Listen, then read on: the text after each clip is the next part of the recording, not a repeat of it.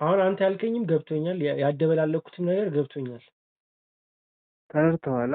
ገብቶኛል። አዎ በጣም አጠናህ በቃ ምን ልበል በቀን ትንሽ ሰዓት ተጠቅመህ እኮ ስማርትፎን ትሬድ ታደርግ ትችላለህ። ኢዚ ነው ጥናቱ፣ እውቀቱ እና ደግሞ ራስን ትማት አሁን ለምሳሌ ስትራቴጂ ምናምን የሚባለው ስትራቴጂ ማለት በነገራችን ላይ ፓተርን ነው ታውቃለህ?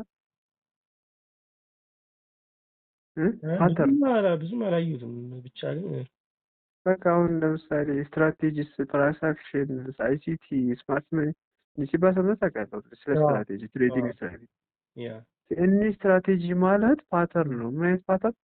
ፓስት ያለው የፕራይስ ሙቭመንት በቻርት ስለተቀመጠ ምን አይነት ፓተርን ሰርቷል፣ ምን ያህል ጊዜ ወይ ከዛ ስም ሰጡትና የሆነ ፓተርን ሪኮግናይዝ አደረጉ። ይህ ፓተርን የተደጋገመ ነው ማለት። ስለዚህ ይህን ፓተርን ለምሳሌ የ5 ዓመት ቻርት አናላይሲስ ሰርተው የሆነ ፓተርን እንዲያወጡለት እና ያን ፓተርን ደግሞ የቅርብ እና አሁን በሳምንት የሚያደረገው የቻርት ሂስትሪ ቴስት ያደርጉታል። ይህ ፓተርን እየሰራ ነው፣ ይህ ፓተርን እየጠበቀ ነው ይሉታል። ይህ ፓተርን ይሰራል ተብለህ የሚመጣልህ ስትራቴጂ ተብሎ ስም ተሰጠው። እንደዛ ነው በቃ እንጂ የተለየ የሚፈጠር ነገር የለም። ስለዚህ ያ ፓተርን ወደ ሪኮግናይዝ የተደረገ የተደጋገመ ማርኬት ቢሄቨር ይተገብረዋል። ስቲል አሁንም እየሰራ ነው እንጂ አንዳንድ ስትራቴጂዎች ፌል ያደርጋሉ። የሆነ ሳምንት ይሰራሉ፣ የሆነ ሳምንት ላይሰሩ ይችላሉ በሰዓት እና የሆነ ፓተርን ሪኮግኒሽን ነው እንጂ ሌላ እንትን የለም። ስለዚህ ኢቨን ሃርድ ከሆንክ እናንተ በጣም ጎበዝ ሁነ በደንብ ዲፕ ካጠናው ኒው ስትራቴጂ ኒው ፓተርን ልታገኝ ትችላለህ። ትሬንም አድርገው ሊሆን ይችላል፣ ምንም ነገር ተጠቅመህ አዲስ ስትራቴጂ ክሬት ልታደርግ ትችላለህ። አይሲቲ የሚባለውን ትሬዲንግ ስትራቴጂ ማይክል ምናምን የሚባል ሰውዬ ነው። ዩቲዩብ ላይ ኃይለኛ ፎሎወር አለው፣ በጣም ብዙ ሚሊዮን ፎሎወር አለው። ያስተማረ ፓተሩን ያወጣው እሱ ነው ዩሲ እና ከነዚህ ተነስተህ አንተ አዲስ ፓተርን ልታገኝ ትችላለህ። የእውቀት ጉዳይ ነው፣ ያስኬዳል። እና ፓተርንህ ስቲል እየሰራ ከሆነ ያን ሪኮግናይዝ ያደረግከውን አዲስ ፓተርን ኒው ስትራቴጂ ያገኘ ማለት ነው። ግን ሌሎችን የተሰሩ ስትራቴጂ ስታይ ትቀላቀላቸውና ደግሞ ከሰራልህ ባክቴስ ስታደርገው አዲስ ስትራቴጂ ትችላለህ። አሁን አንዳንድ ምን አይነት ትሬደሮች ልበል፣ አሁን ረዥም ሰዓት ትሬድ ያደረጉ ልጆች አዲስ እኔ የራሴን ስትራቴጂ ነው የምከተል ምናምን የሚሉ ልጆች አሉ በብዛት። ምን ማለት መሰለህ ያንንም ስትራቴጂ ያዩና ይቀላቅሉታል ማለት ነው። ስለዚህ አሁን አንዱን ብቻ ብትይዝ ላይሰራ ይችላል፣ ፌል ያደርጋል። ተደጋጋሚ የምትሰራዋን ፓርቲ ይዘን የኢንትሪ ሞዴሏን አሁንም ሌላኛው እንትን ላይ ይቀላቅሉታል። ከዛ በቃ የሚጠቀሙትን እራሱ አያውቁትም፣ ግን የሆነ በቃ እንዲሁ ዝም ብሎ ይለምድባቸውና ኒው ይመስላቸዋል። ግን ዝም ብለው ከዜሮ አልፈጠሩትም። ከዛም ቀላቅለውት ቢጠቀሙት ማለት ነው። እዚህ ጋር ኤክስፐሪመንት በጣም አድቫንቴጅ አለው ማለት እኮ ነው። ምን ኤክስፐሪመንት ማድረግ ወይም እነዚህን ስትራቴጂዎች እየሞከርክ የምታገኛቸው ውጤቶች በጣም ይጠቅመዋል። አዎ እንዴ አሁን ይከራከራሉ። እንዲያውም ይሄ ስትራቴጂ ይሰራል፣ ፌል ያደርጋል፣ ይሞክረው። ይሄ ይሰራል፣ ፌል ያደርጋል፣ ይሄ ይሰራልኛል፣ ፌል ያደርጋል ምናምን። ከዛ አንዳንዶች ቀላቀውትና እኔ እንደዚህ ብልታ አሁን ለምሳሌ እኔ ምን እጠቀማ 2-3 ስትራቴጂ ቀላቅዬ ነው አናሊሲስ የምሰራ። ሳፖርት ሬዚስታንስ የሚባል አለ፣ አይሲቲ አለ፣ ስማርት መኒ አለ፣ ሊኩዲቲ ይባላል፣ ኦርደር ብሎ ፌቨር ገብ ነው ይባላል። ቅልቅሉን ነው የማወጣው። ገብቶሃል? አንዱን ብቻ አትጠቀም በጣም ይሄ ያስኬዳል። ከነ ግን ስላለ ብቻ ወፍ ነው።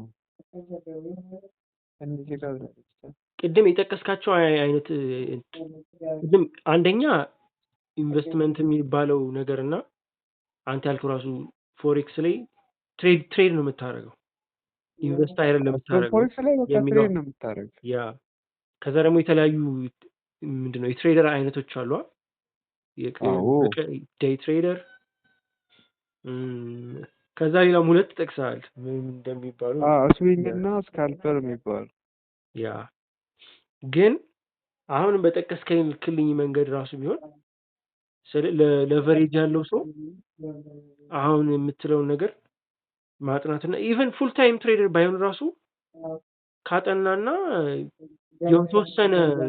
የተወሰነ በጀት ወደዛ ማስኬድ ቢችል እኔ በቃ በጣም ጥሩ የሆነ ሪተርን ያለው ይመስለኝ አለው። ግን ኤክስፔክቴሽን ነው ሪተርን አለው እንደምታስብ እንደዛ ነው እንጂ ጥሩ የሆነም እንትን አለው ሉስ አለው ጥሩ የሆነ ሉስ ማለት አሁን በተለይ ፎሬክስን በለው ክሪፕቶን በለው በብዛት ከሚገቡ 100% 90% ከስራው ነው የሚወጡት የሚል ሪሰርች አለ።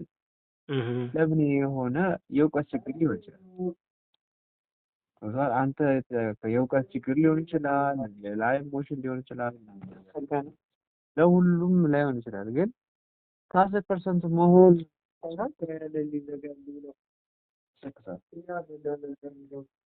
አሁን እነዛ ነገሮች ሎጂካል አይደሉም። ለምሳሌ ሎጂካል ናቸው። ዋይ የሚለው በብዛት ይህን ነገር ሰው ለአስተዋይ ሰውና በእውቀት ለሚመራ ሰው ከ10% ውስጥ ቁጠረው።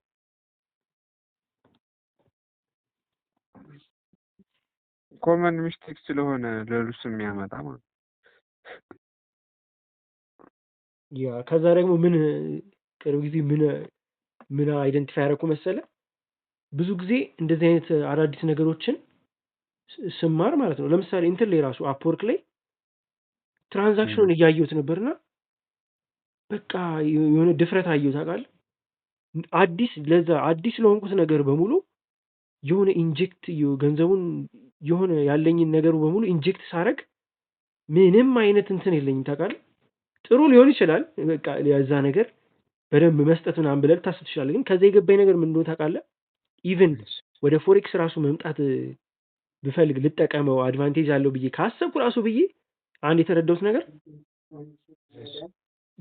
የሆነ ነገር ለርኒንግ ፌዝ አለው ወይም አዲስ ከሆነ ያ ነገር የሆነ ማታውቃቸው ነገሮች አሉ፣ የምትሰራቸው ስህተቶች አሉ፣ የምትረዳቸው የሆነ አክሽን በራሱ የሆነ አንደርስታንድ ከማድረግ በተጨማሪ በራሱ የሚሰጥ እውቀት አለ። አክሽን ስትወስድ ያ ነገር ስታደርገውና የገባኝ ነገር ገና ለርኒንግ ፌዝ ላይ ብዙ ነገር ኮሚት አለማድረግ ወይም ምን ማለት ነው? ለምሳሌ እኔ ፎሬክስ ላይ ብገባ እኔ ቶሎ ውጤት ምጣ የሚል ቅድም ያልካቸው ነገሮች አሉ። ራሴን የምቆጣጠር ከሆነ ቶሎ ውጤት ማየት በቃ ለመማር ፈቃደኛ ኮንኩና ጊዜ መስጠት ከፈለኩኝ ብዙ ለቨሬጅ ራሱ አያስፈልገውም።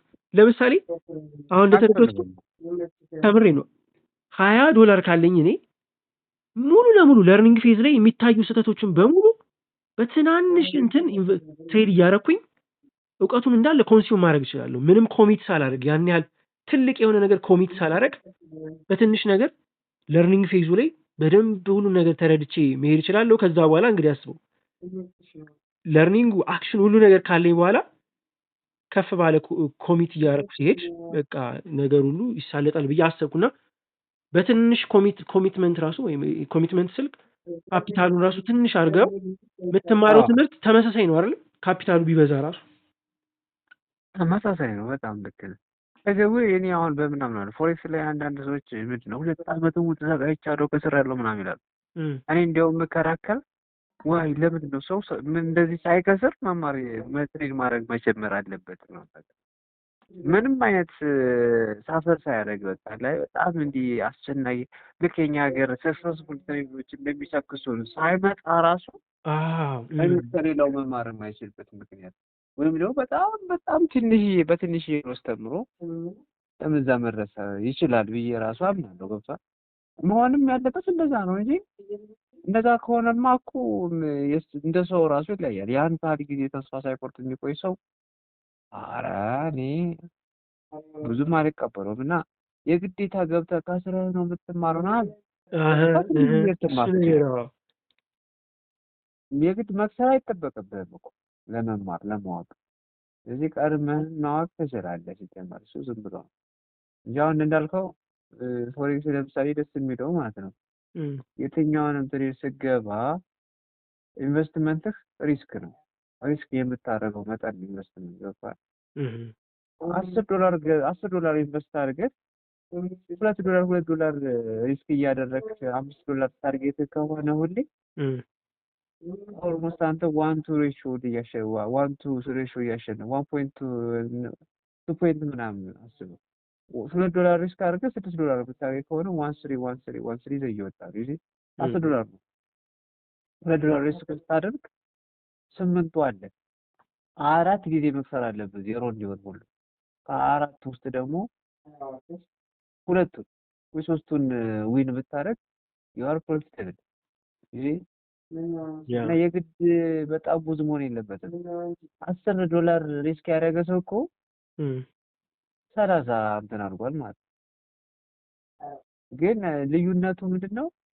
$10 ሪስክ ያደረገና 2 ሪስክ ያደረገ ኤስኤልህ ሊቀርብ ይችላል ኢንትሪ። ምክንያቱም ማርኬቱ እንደ ልቡ እንዳይንቀሳቀስ ይታገድባል፣ ቶሎ ያስወጣሃል ነገር ነው። እሱ ብቻ ነው አንድ ሊሚቴሽን። ከፍ ያለ ሪስክ ስታደርግ ማርኬቱ እንደ ልቡ ሙቭ ያደርጋል። $2-3 ሙቭ ሲያደርግ ቶሎ አትወጣም ነው። እሱ ልክ ነው። በቃ ይሄ ብቻ ነው እንትን አካውንት እንዲያድግ ትልቅ አካውንት ኢንቨስትመንት የሚያስፈልገው እንጂ እንደዛም ሆኖ ሙቭ ያደርግልሃል። ደግሞ አሁንም ታርጌት ቢነካል ከፍተኛ ሙቭ ያስፈልገዋል። 1-3 ሬሾ ለሚሄድ $30 ለመድረስ ግን $5 ለሚሄድ አሪፍ ሞመንት ብትሆን በጣም የሆነ እዛው ከአንዳንድ እንደገባ ታርጌት ነው ሊወጣ ይችላል። እሺ $15-20 እኮ ሙቭ ያደርጋል እንደገባ ማለት ነው። ምንም ኔጌቲቭ ሳታይ ራሱ እኮ ሙቭ የሚያደርግበት ታይም ነው ታውቃለህ። ግዴታ አይደለም ይስማል።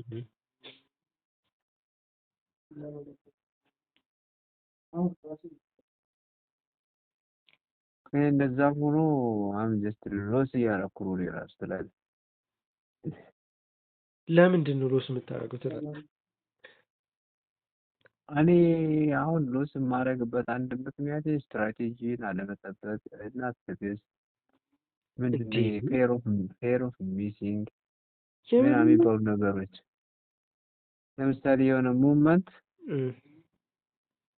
ሙቭመንት ስትጠብቅ የምትጠብቀው ሙቭመንት ይመጣና አታታ ነው። ማኒፕሌሽን የሚባል ነገር በጣም ነው ማኒፕሌት የሚያደርግ። ይሄዳል፣ አንዳንዴ ቁጥቶ ይሄዳል። ገብቶሃል? ከዛ ለእኔ ሲሆን ነው እንዲህ የማይሰራው ማለት ትጀምራለህ። እኔ ባልገባኝ እኔ ሄዶ ነበር ትላለህ ማለት ነው። ግን አንተ ስለሆነ ምናምን ሳይሆን የራስህን ስህተት ነው። ይሄን ቀድመህ ካወቅከው ኖርማል ነው። አሁን ቀጣዩም ላይ ተሳሳተዋለሁ። አሁን የተሳሳትከው ከዚህ በኋላ አልተሳሳትም። ጆርናል እያደረኩ ነው። የመጀመሪያ ስህተት ነው። አረ ተሳስቼ አውቃለሁኝ። ተሳስተኸው ልክ የሆነ ውጤት አምጥቶ ያውቃል? አዎ አምጥቶ የሚያውቃል። ይመለሳል። ለዛ ነው እናታስተካክል የሚያደርገው። ስለዚህ ሪጂድ አትሆንም ማለት ነው። እንደዚህ በቃ ሁሌ እንደዚህ ነው የምሆነው፣ እንደዚህ ነው ማረገው፣ እንደዚህ ያልሆንም ምናምን ማለት አይቻልም። ኢሞሽን አለ ደግሞ ደግሞ አሮን ነው እንትና በቃ እንደዛ እንደመሆንማ የግድ ምን መሆን አለበት መሰለህ? ፕሮግራም የተደረገ ነገር በቃ ሩል ቤዝድ የሆነ ነገር መሆን አለበት። ትክክለኛ ተሌላ እንደዛ ነው መሆን ያለበት። በቃ ህግና ህግ ብቻ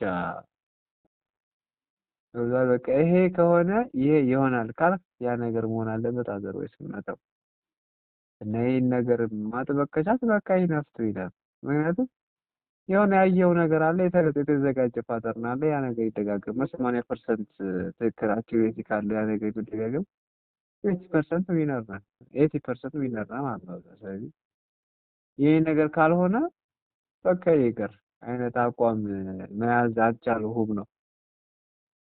ለምን እየሄደ ስለሆነ ይሄ ነገር ላይሆን ይችላል የሚል ለማመን ይመጣል እኮ። አሁን እኮ የሚገርምህ እኮ ያኛውም ትሬደር ፕሮግራም ማለት ይሄ ነው። በነገራችን ላይ ነገር ሹኪል ይባላል አብሮ ላይ ይመጣል ማለት ያኛውም አካሄድ እኮ ውጤት አምጥቶ ያውቃል እኮ። ደግሞ የሚገርመው እሱ ነው።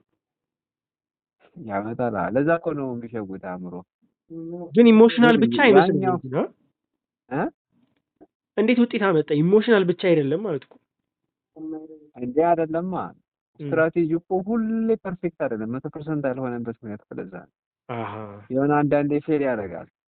በኒውስ ምክንያት በጣም የሆነ በተለየ ምክንያቶች የማይጣስ ነገር የለም። በጣም ብለዋል የሆነ ስትራቴጂ ምናምን ነገር እና በዛ አዲስ ስትራቴጂ ሊፈጠር ይችላል።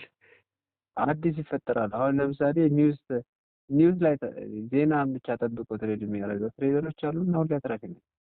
ዜና ከመውጣቱ በፊት ቀድመው እና ዜና ከመጣ በኋላ ዝም ብሎ በቃ ይገባል። ሪስክ ዝም ብሎ ክፍት አድርገው ማለት ለምን ወዴት እንደሚሄድ ስለዚህ ነው ብቻ እርግጠኛ ስለሆኑ ማለት እንደዚህ አይነት ትሬደር አለ። ቫይብ ትሬደር አለ። ዝም ብሎ የሚያደርጉ ብዙ አይነት አለ።